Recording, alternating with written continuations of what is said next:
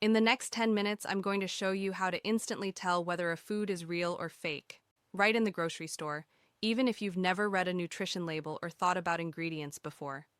Hey, I'm Amelia, and for a long time, grocery shopping felt overwhelming because everything looked healthy and convincing.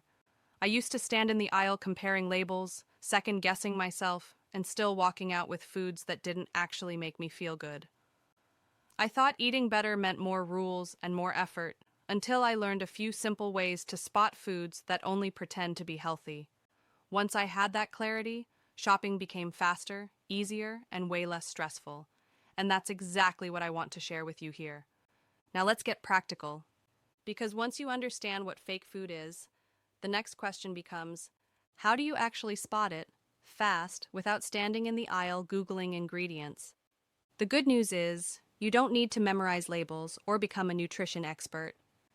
I'm going to show you 4 quick checks you can do in about 10 seconds total that will instantly tell you whether a food is real, or just pretending to be. And no, you don't need to be perfect, you just need awareness. Let's start with the fastest one. Check number 1, the ingredient reality check. Pick up the food and flip it over. Don't analyze it. Don't read every word. Just look at the ingredient list.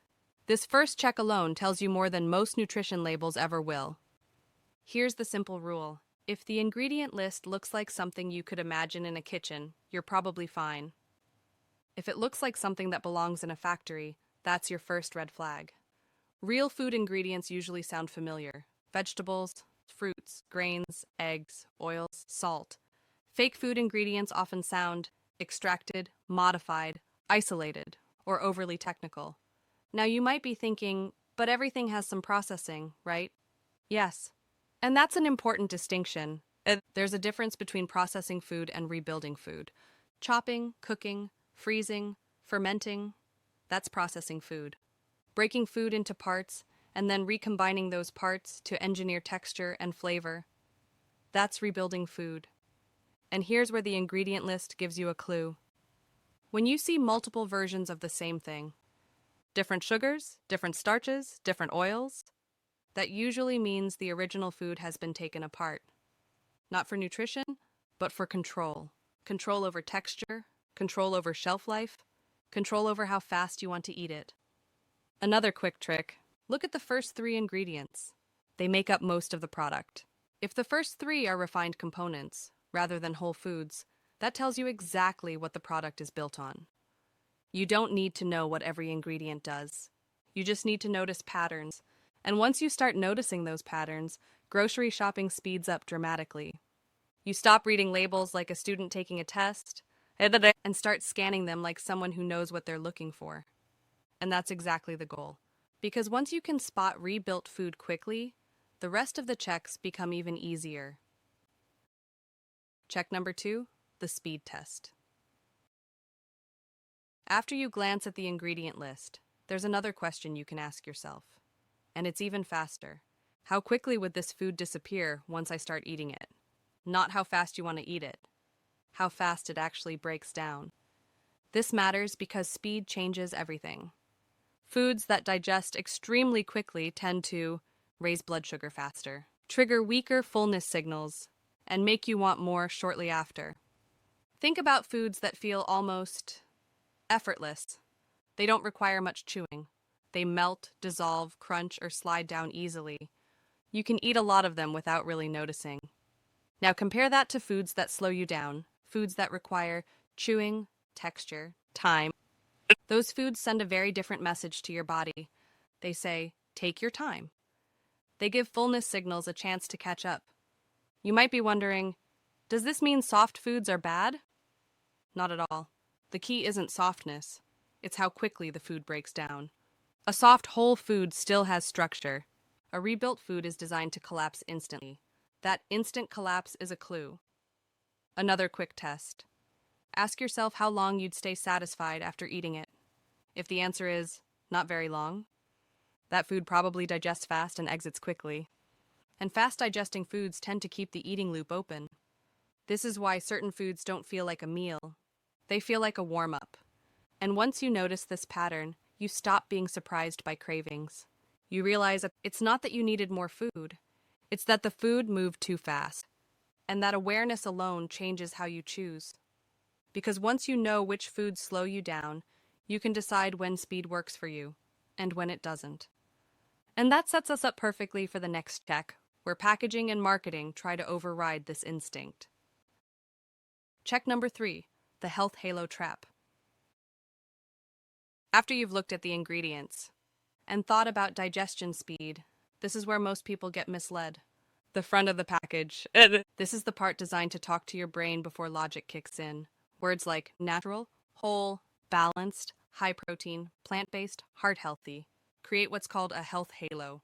Your brain sees one positive word and fills in the rest of the story. This must be a good choice. But here's the uncomfortable truth. Most of these words have no strict definition. They're allowed because they sound healthy, not because they guarantee anything.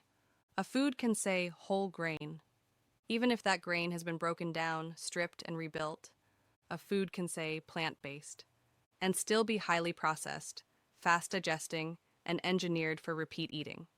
A food can say high protein, while still being mostly refined carbs and additives. And here's what makes this trap so effective. Marketing works by reducing thinking. The more confident the front of the package sounds, the less likely you are to flip over. So here's a simple rule that cuts through the halo. If a food needs a paragraph on the front to convince you it's healthy, it's probably compensating for something.